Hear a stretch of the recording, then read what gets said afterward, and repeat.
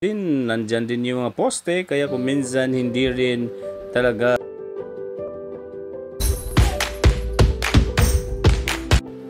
Hi guys, good evening.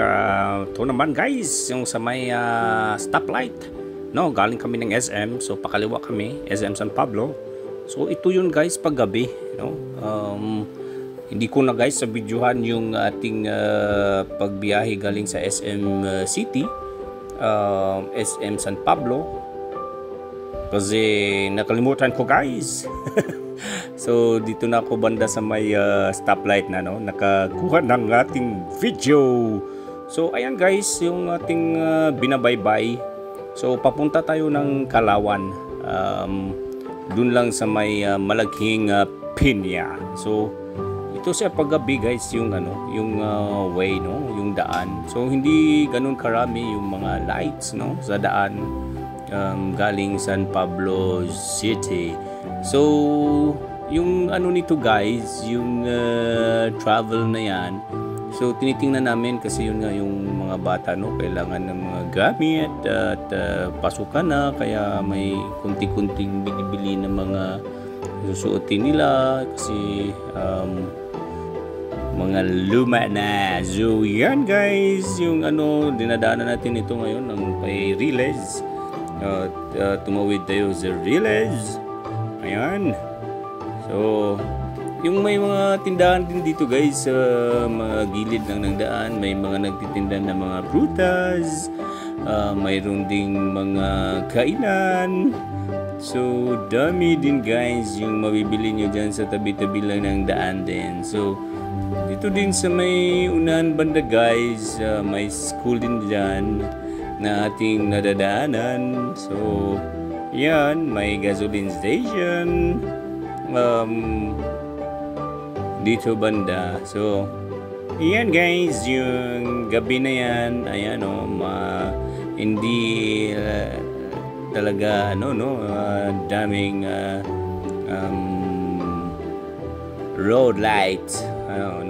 So may 7-Eleven din. Ayan, daan natin. Ito dito guys sa kanan na school yan. Tapos may footbridge. So dyan maraming estudyante yan guys, lalo na pasukan So ayan, pero gabi kasi ngayon yung ating biyahe na yan. So ayun, so matagal-tagal to guys nga biyahe guys, kasi abot to ng 15 minutes papuntang Kalawan, Laguna. Ayan yung mga magkikita nyo na mga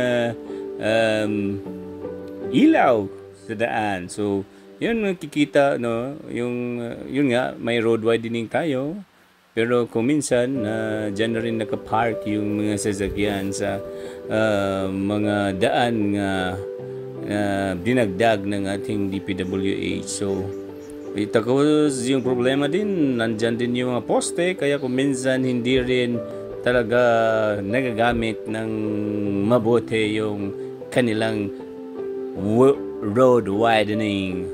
So sana may lipat na yung mga poste na malagi, no, para maggamit na yan talaga ng mga motorista at hindi na mahirapan. Kasi kaya nga minsan nandyan naka-park yung mga sasakyan kasi nandyan din yung mga poste.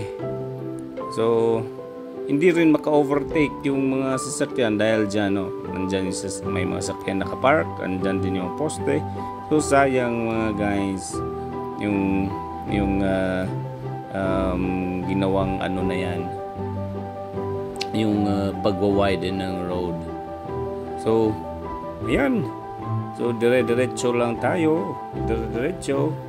Kapagod pala to guys kasi haba-haba pala to na usapan.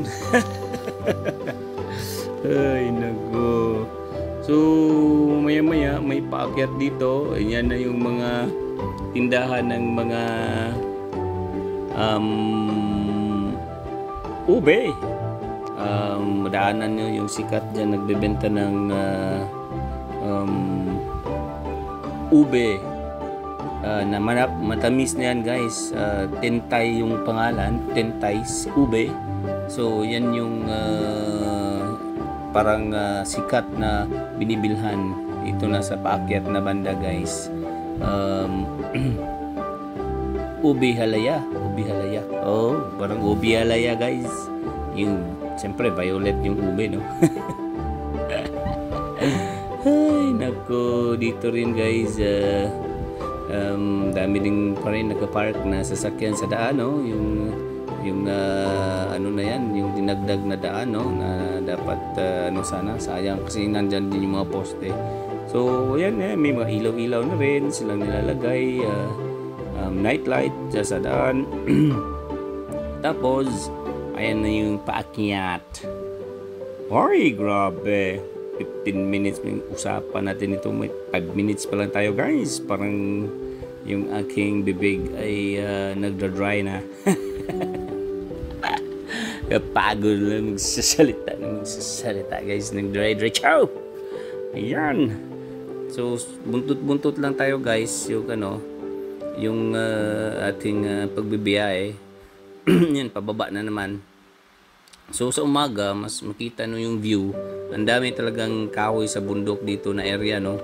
So mayroon din mga nagtitinda diyan ng mga prutas, may mga rambutan, avocado. O dami, no, yung mga saging, langka. So ayan, diyan sa may banda niyan pa kuminsan nandyan sa gilid lang ng daan guys. May mga pinya, kuminsan din may kita dyan, no? So yun yung kagandahan dito sa area na to, lalo na pagdating natin ng Kalawan. Doon talaga ang maraming prutasan doon sa may gilid lang ng daan. So specialty ng Kalawan ay pinya, kaya makita nyo doon sa kanilang park may malaking pine apple. Ang ganda ng ating biyahe guys kasi walang traffic. So yun yung advantage guys dito sa papuntang San Pablo na SM, kasi hindi masyadong traffic. Hindi katulad dun banda sa papunta kang SM Calamba galing Los Baños ay talagang matraffic. Ang nakakapagod, sakit sa paa, sa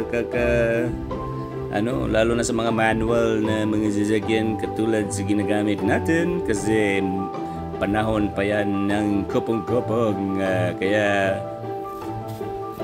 nasasanay din naman tayo, pero nakakapagod guys pag ma-traffic. Kaya dito kami pumunta ng SM San Pablo kasi hindi masyado ma-traffic at dire-diretso lang yung takbo. Kahit malayo-layo siya compared sa papuntang SM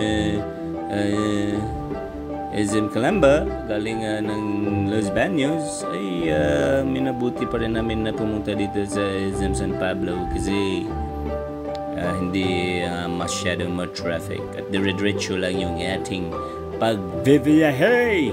So yan, pababa na tayo guys. Itong motor na to guys, talagang hindi talaga nagumigilid guys.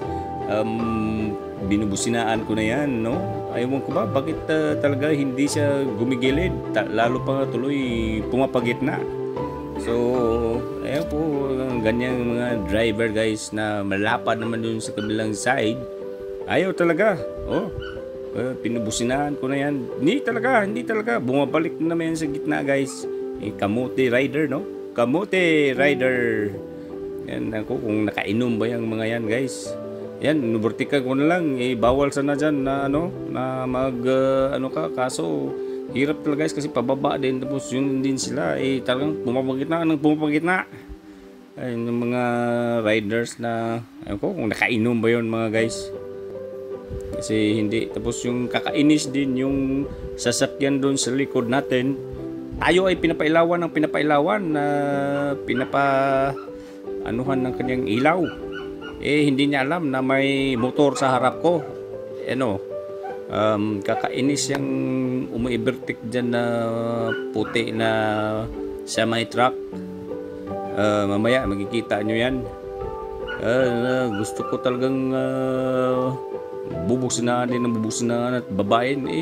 Napilawan tayo ng pinapailawan na mayroon tayong sinusundan na motor na hindi rin pumapagilid.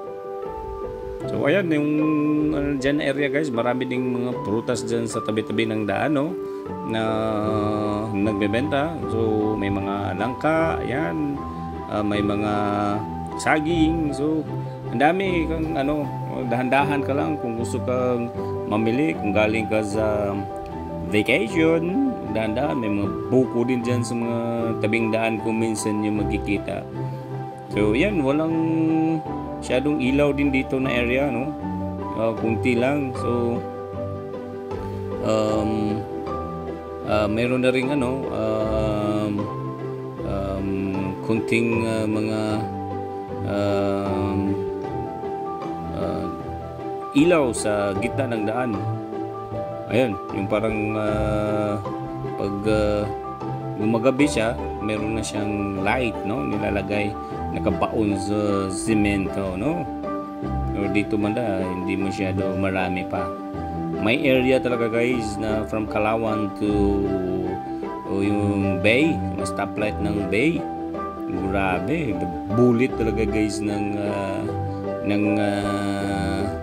ilaw, no, na yung binabaon sa daan. Kikita nyo, sobrang dami.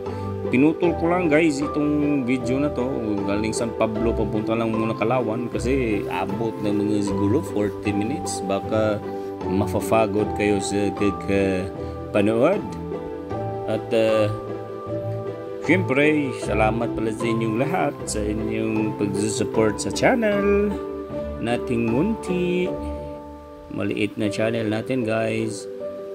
Kung gusto lang naman makita yung daan sa gabi, kaya binibidyo ko to while kayo ay nandyan sa ibang bansa, lalo na yung ikaw ay taga San Pablo at matagal-tagal nang hindi kauwi, at kayo ay taga Kalawan din. Namimiss nyo yung night ride from San Pablo to Kalawan. So ito mga guys, sana ma-enjoy nyo yung pagbibiyahe natin mga guys. Salamat talaga, no, sa support yung lahat. At itong channel na to ay dumadami na rin, 1.6 million subscribers na. Joke lang mga guys, hindi dumadami yung ating subscribers guys, kasi hindi ganun kaganda yung ating mga video, no. Hindi naman tayo paraging nagpa-prank, kundi mga ano-ano lang isip. Ito din guys, dito malapit na tayo dito sa Kalawan mga guys. May mga gasolinahan din kayong madadaanan, marami, no. Doon din sa pagdating ng Kalawan, meron ding Shell doon na gasoline station. So maraming madaanan na gasolinahan guys on the way to Kalawan. So kung wala masyadong traffic, mga 20 minutes yung biyahe guys, galing dun sa may stoplight ng San Pablo. So ayan, dahan-dahan lang naman tayo, no, kasi gabi. Maganda yung panahon guys, kasi hindi nag-ulan, kaya nakakuha tayo ng okay kunti na video papunta, no? So malapit-lapit na tayo guys, mga 2 minutes away na lang, makarating na tayo sa Kalawan, at magkikita nyo na yung area na yan. So ito dito may mga magaganda na yung light sa gilid ng daan. So mas maliwanag na dito na area guys, kasi malapit na doon sa Kalawan, no? Ayan, so mawid na tayo ng bridge. So ito na yung siguro banda dito guys, wag kakaliwa tayo, dito na yung end ng ating video.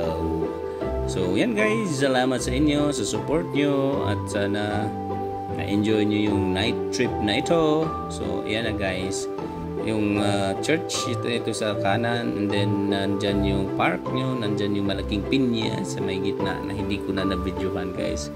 So hanggang dito na lang guys, at salamat. Ayan yung mga tricycle naghihintay guys, kung gusto kayo mag-tricycle, dyan lang banda din, no? So, thank you guys at salamat sa inyong panunod. Ayan yung shell. So, yung mamaya, yung isa na ding video from Kalawan to Bay, Laguna. So, thank you mga guys. At sana na-enjoy nyo itong video na ito sa gabi na ito.